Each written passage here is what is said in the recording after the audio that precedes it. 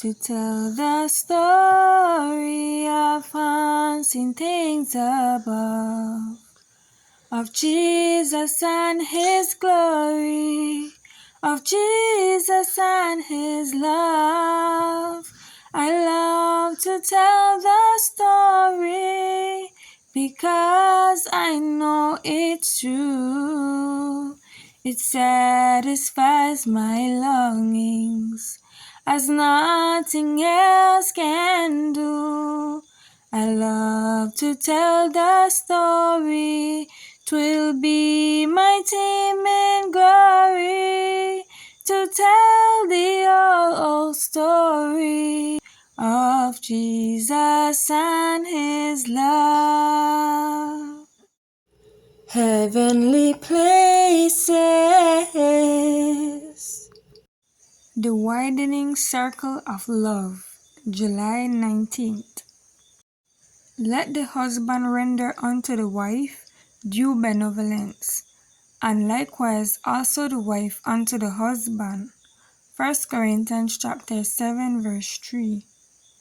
Husbands and wives should feel it their privilege and their duty to reserve, for the privacy of each other's society, the interchange of love tokens between themselves. For while the manifestation of love for each other is right in its place, it may be made productive of harm to both the married and the unmarried. They are persons of an entirely different cast of mind and character, and of different education and training, who love each other just as devoutly and healthfully as do those who have educated themselves to manifest their affection freely. And there is danger that by contrast, these persons who are more reserved will be misjudged and placed at a disadvantage.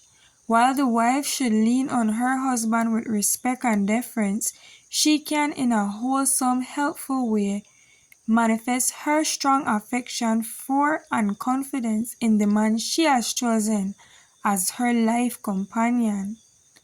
It is the high privilege and the solemn duty of Christians to make each other happy in their married life, but there is positive danger in making self all-absorbing, pouring out all the wealth of affection upon each other, and being too well satisfied with such a life. All this savors of selfishness. Instead of shutting up their love and sympathy to themselves, they should seize every opportunity of contributing to the good of others, distributing the abundance of affection in a chaste and sanctified love for souls that in the sight of God are just as precious as themselves, being purchased by the infinite sacrifice of His only begotten Son.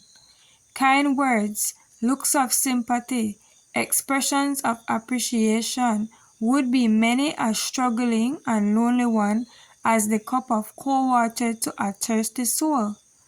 A word of sympathy, an act of kindness would lift burdens that are resting heavily upon some shoulders. And words of counsels, admonitions, warnings from a heart sanctified by love are just as essential as an effusion of loving sentiments and expressions of appreciation. Every word or deed of unselfish kindness to souls with whom we are brought in connection is an expression of the love that Jesus had manifested for the whole human family.